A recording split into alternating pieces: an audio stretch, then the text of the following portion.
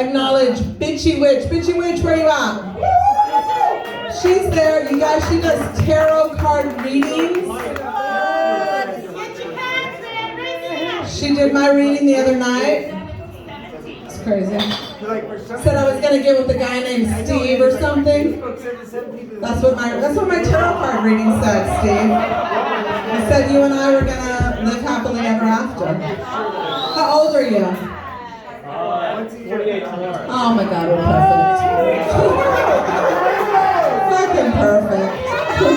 Yes, Steve. All right, you guys. I'm very excited to welcome to the stage your headliner. She is from New Orleans. Stripper to the Real Housewives of the OC. She's performed all over the greater Los Angeles area, like the Laugh Factory, Flappers, CIA, and many others. Please, I might need you guys to just chill out a little bit back there. All you, okay? Do one more bump and then chill out. Okay? Fucking hey. Give it up for the Swingers Club of San Clemente that came out tonight. They gave up their Friday night orgy to be here. I'm talking about you, sir, in the red jacket. Oh, red jacket!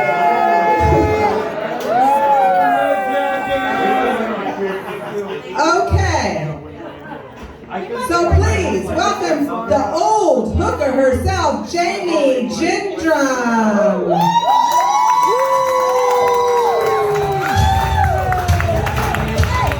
Why, hello, Knuckleheads.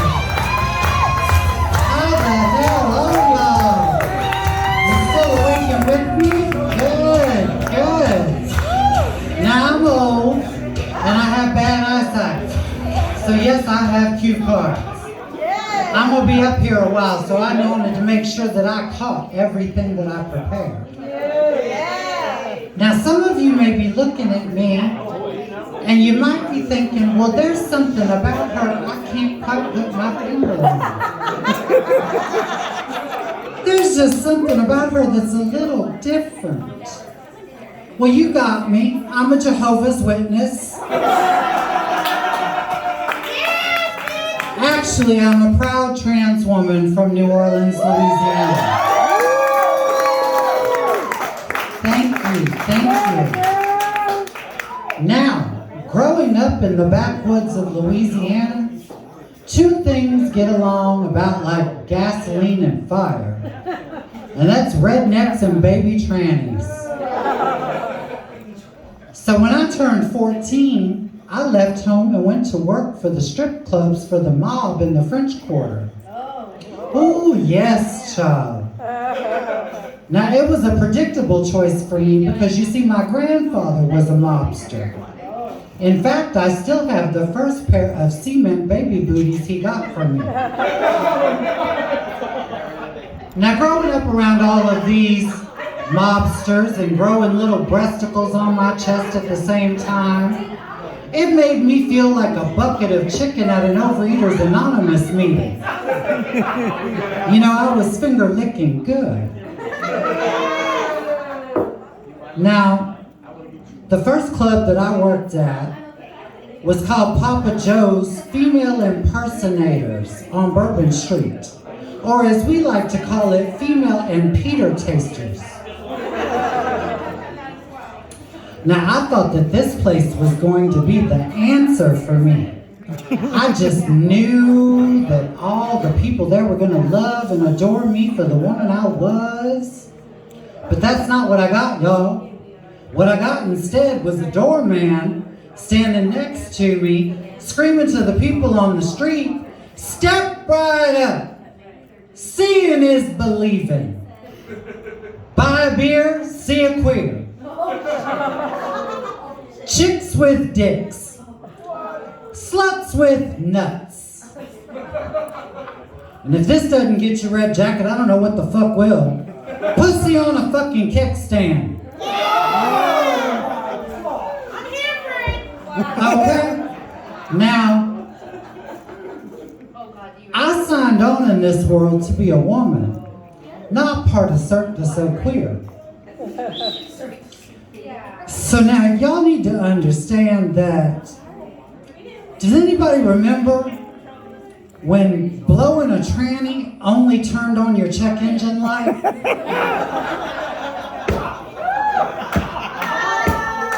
And you know, speaking of blowing trannies, people like make a lot of misconceptions about me because I'm trans. Like they assume that I'm a chick with a dick, when in fact, I'm a catch with a snatch. Now no, I cannot change my DNA, but I did laminate it. Now, let's see where I'm at. Okay, now, it was weird working in the strip clubs in the French Quarter, because let me tell you something. You knew that you were going to get on your knees, and you knew that you were possibly going to be screwed. So, it was a lot like being an altar boy. Ooh, too fucked up for y'all? Now, I worked for this woman who was a mob boss. Yes, they had women mob bosses too, red jacket. Now, this woman had an ugly son who was one of my best clients. And that would have been perfectly fine, except that every time he came in the club, she insisted on showing me how to give him a proper lap dance. Now y'all, a grown man getting a lap dance from his fucking mama, that was proof for me that he had a face only a mother could love. Now, one night, an actor named Robert Zadar came in the bar. And in the 90s, he played a character called Maniac Cop. I'm sure you all saw the movies because they were as big as Titanic. Now, Robert wanted to party on crack. So I looked at him and I said, well, darling, I don't personally partake, but do feel free to do your thing.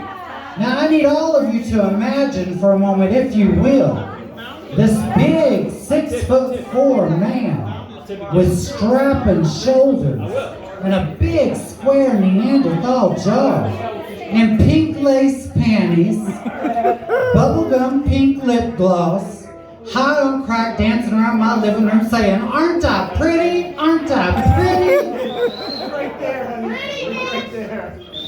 Now, have any of you heard of a little band called the Grateful Dead? Woo! We got some Deadheads in the house. Good. Hold that opinion till you've heard this. So one night, me and a couple of other girls, we ended up in the back room with the Grateful Dead. And the bottles of Dom Perignon were popping, and the joints the size of cigars were being puff, puff, passed, puff, puff, passed, puff, puff, almost passed me the fuck out. And I ended up where I usually did in those days, on my knees in front of the guy I was with. Now, I couldn't help but notice that on the side of his penis, who am I kidding? On the side of his cock, it looked like it said M-I-A. Now that got my curiosity up, so I tugged on it a little. Now what it actually said was, made in the USA. Go America. But the better question is, why did he have writing on his dick in the first place?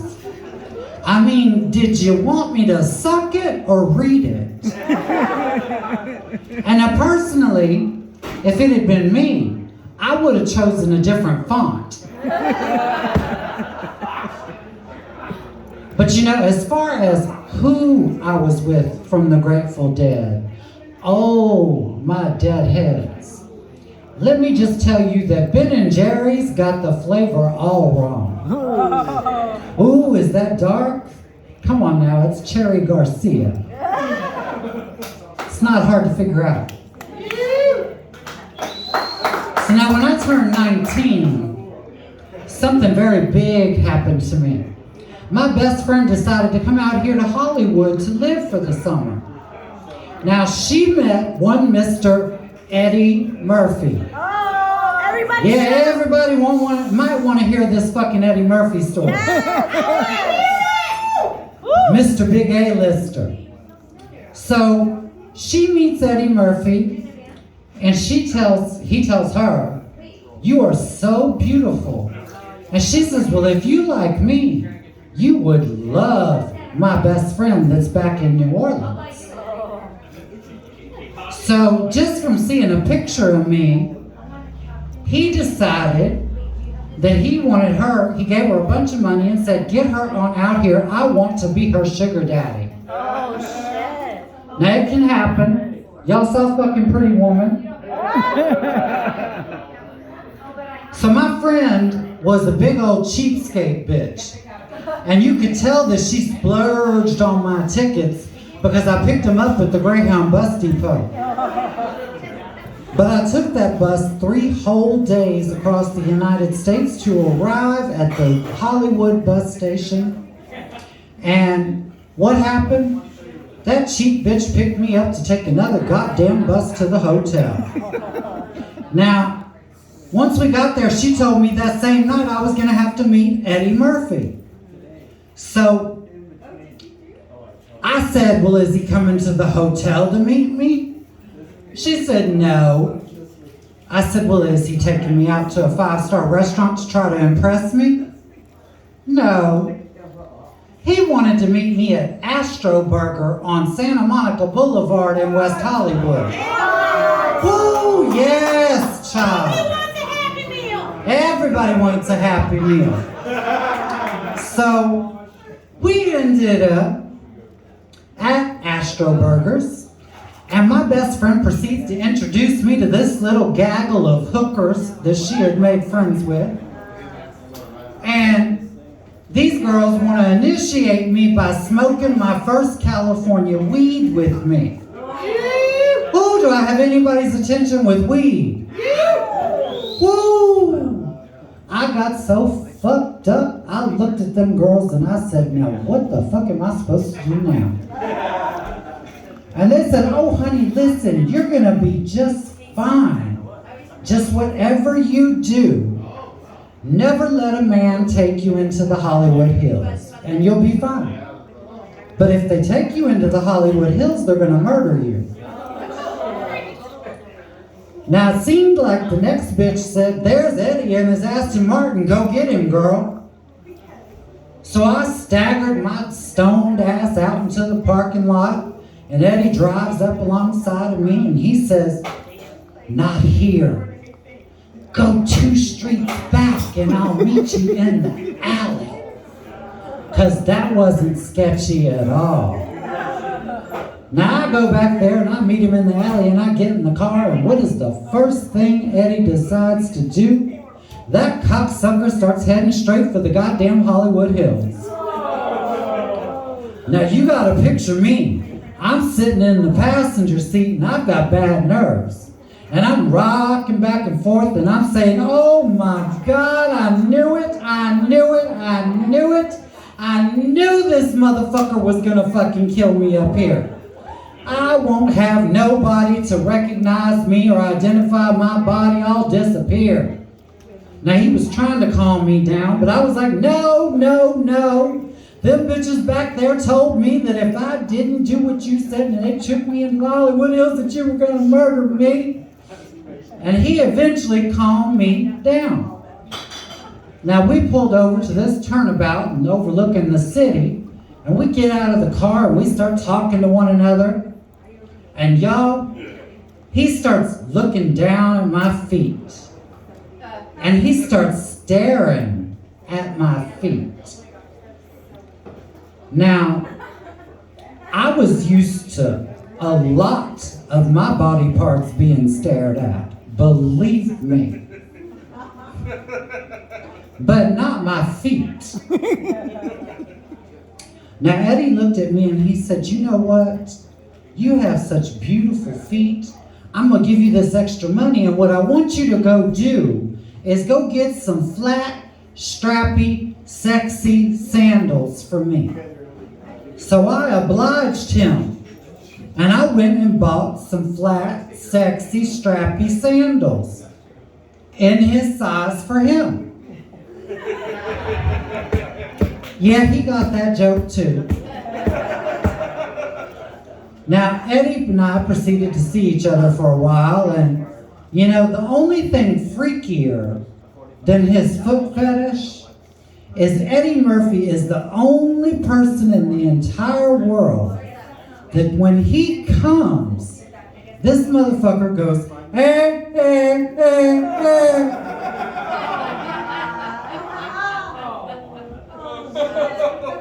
Now, Eddie wasn't the marrying kind. He was a sugar daddy back in those days, and I wanted to get married. So at 20, I married a man named Mickey. And Mickey was a good-looking Italian fella that was very well endowed. Very well endowed. In fact, I knew I was in trouble because when I met him at the Tijuana Donkey Show, he was the donkey. Now this is the only motherfucker in my whole life that I had to reinforce the crotches in his jeans because Levi Strauss was no match. Now y'all, I'm sorry, that was fucking funny. Now y'all, the Levi Strauss thing, we still had a dysfunctional marriage. All that dick in a dysfunctional marriage. It wasn't right. But he pissed me off so bad one time that I busted his head wide the fuck open with a living room lamp, as one does when they're clearly trying to make a point. Now, he looked at me and he said, I guess I'm gonna end up like Nicole Brown Simpson. I know I'm dating myself. And I looked at him and I said, oh no, you did not just fucking call me OJ. Well, how dare you? I will have you know that I would never, ever be that fucking sloppy. Now I have this friend who has a girlfriend with asymmetrical breasts. And he thinks that when they have sex, it's like having a three-way. Because depending upon which titty he's focused on, well, that's which girl he's with. Now, hearing this, I told him, darling, if I would have known that, I could have told you all along that you would love my titties. These aren't just any old fucking titties. They're special. These are bipolar titties. I take off my bra at the end of the day and one falls out all sad and depressed, and the other one comes out all shiny and happy and ready to go party. Now, I am 51 years old now. Now nobody has, oh, thank you. Yes, for 51. Hell yeah. Now, I might be built like a classic Corvette. I've just been through 5 wrecks and a hailstorm. And y'all, I've got so many goddamn dents and dings on me, and I'm so pasty white that when I'm naked, I look like one of Tiger Woods' fucking golf balls. And I've got so many plastic body parts that I should have made in China stamped on my ass. In fact, I've got some new body parts that are still on one of those fucking ships offshore waiting to come into fucking port. It's a chain issue. Now, Back up in the port. well, you know what? Clear it out with an enema if you need to. Get it to going. Now, I've been in an open relationship with this old boy for a long time. And let me tell you something. He bitches about the way I vacuum. You don't do it right. You just don't do it right. You don't do it the way I like it done. Well, I look at him and say, well, darling, your suction could use some motherfucking work too.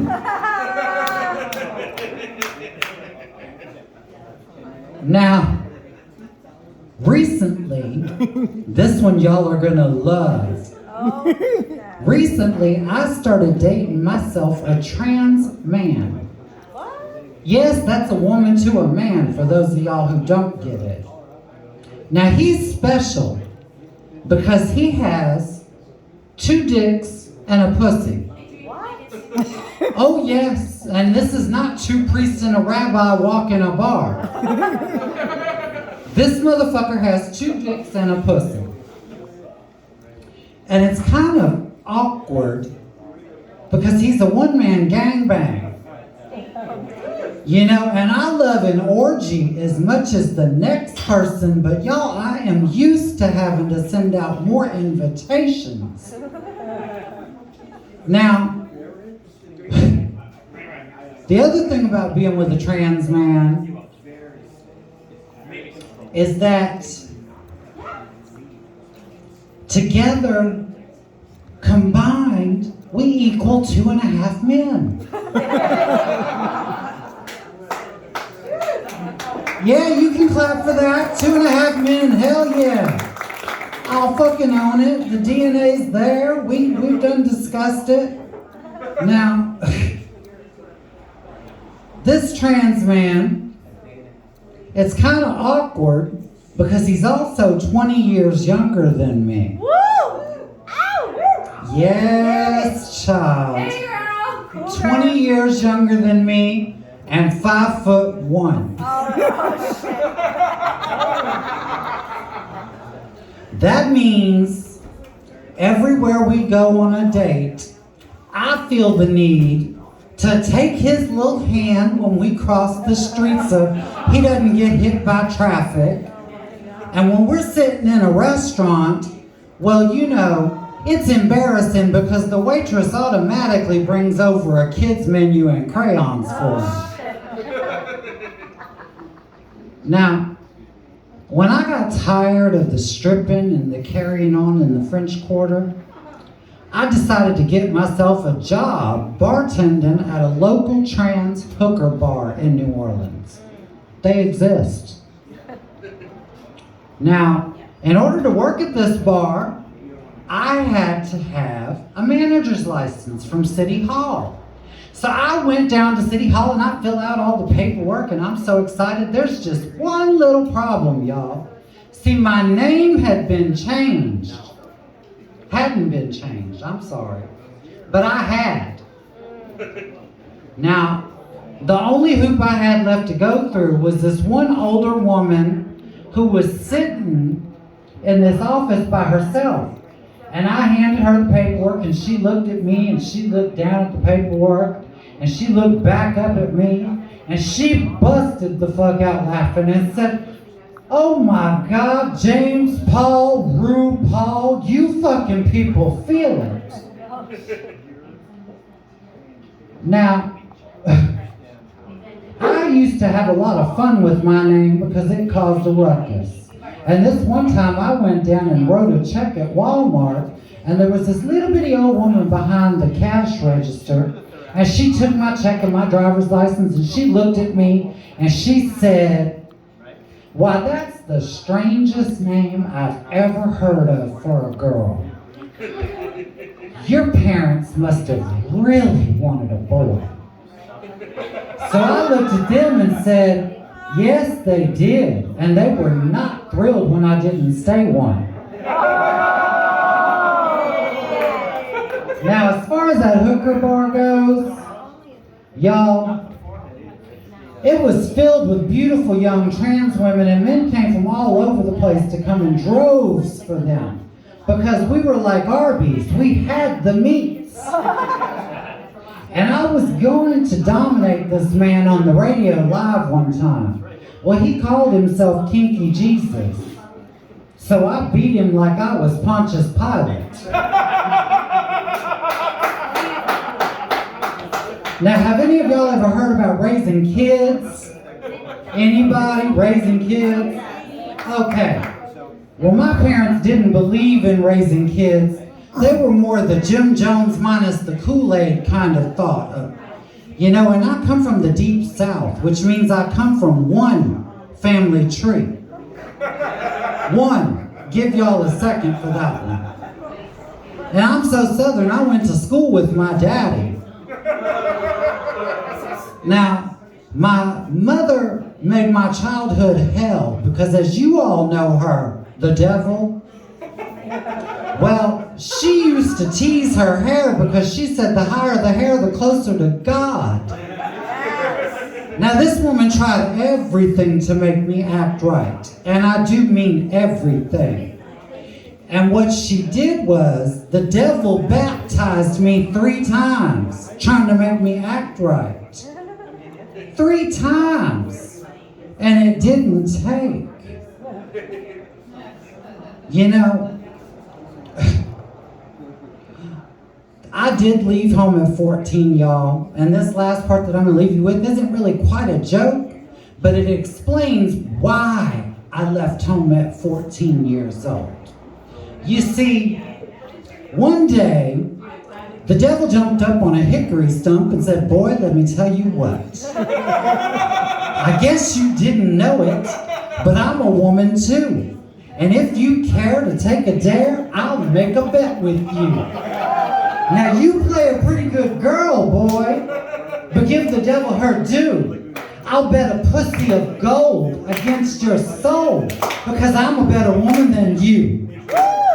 Now, I said, my name's Jimmy, and it might be a sin, but I'll take that bet because you're gonna regret I'm gonna be the best bitch there's ever been. Thank you and good night, Knuckleheads.